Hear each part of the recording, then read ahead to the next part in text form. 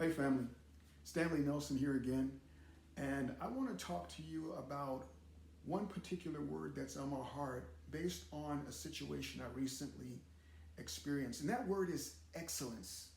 You know, we all know excellence when we see it.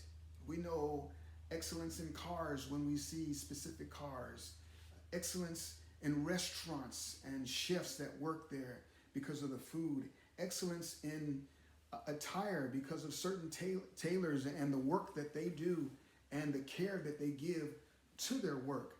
We know excellence when we see it.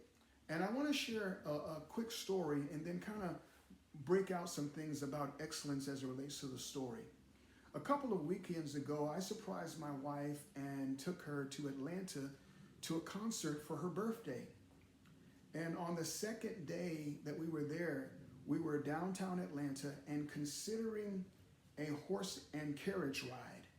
And there were a couple of chauffeurs sitting there with their horses and carriages, and we were looking through them.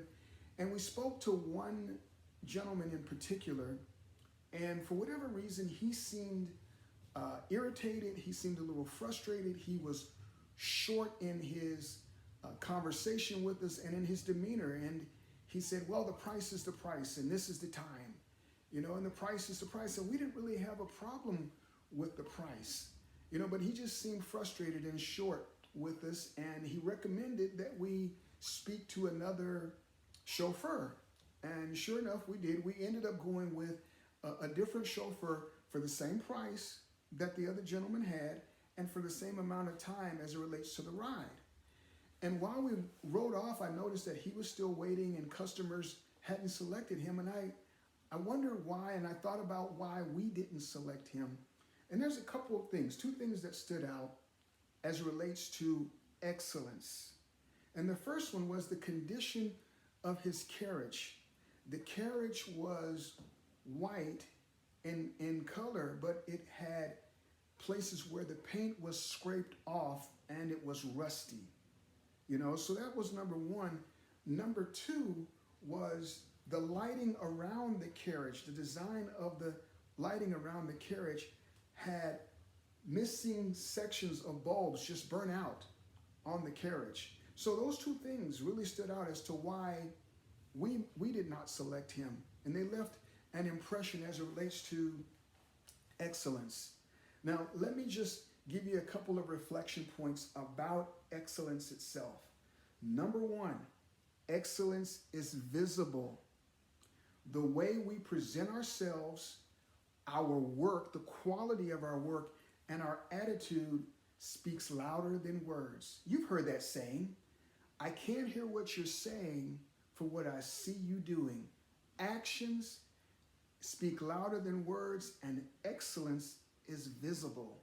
Number two, mindset matters.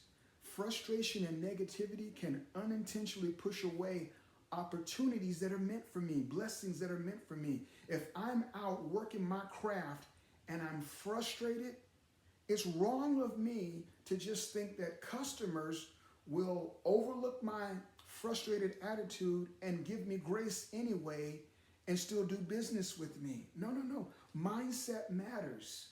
Mindset matters, family. Number three, details reflect value.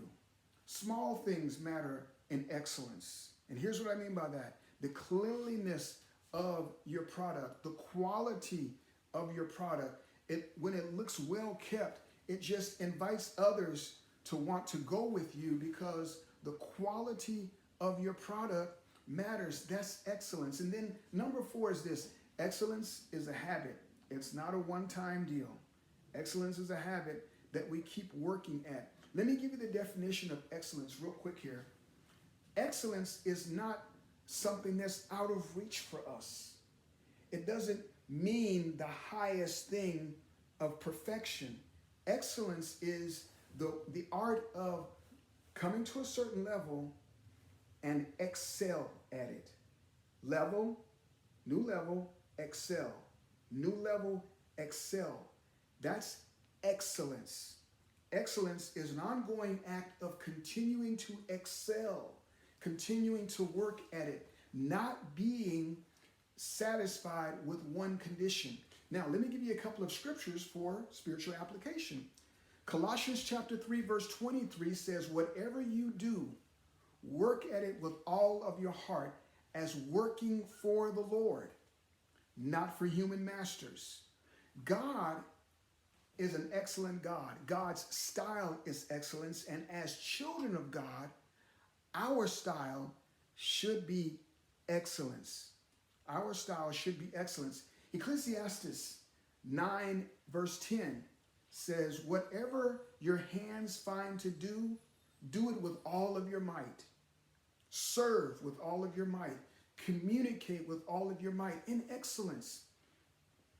Operate in excellence. Do everything that you do in excellence. So now I want to give you a couple of applications just real quick.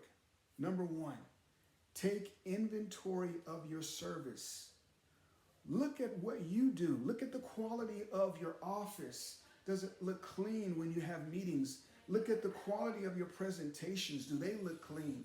Look at the quality and take inventory of how you communicate with others. What's your style? Is there energy in your voice when you're talking to people? Do you seem interested? All of that speaks of excellence. Do you seem passionate in what you do? That speaks of excellence. That speaks of excellence. Do you follow through? Excellence. Do you do what you say you're going to do? Excellence. Do it all with excellence. And here's the one thing I want to leave you with. As a child of God, adapt the mindset of excellence, not perfection.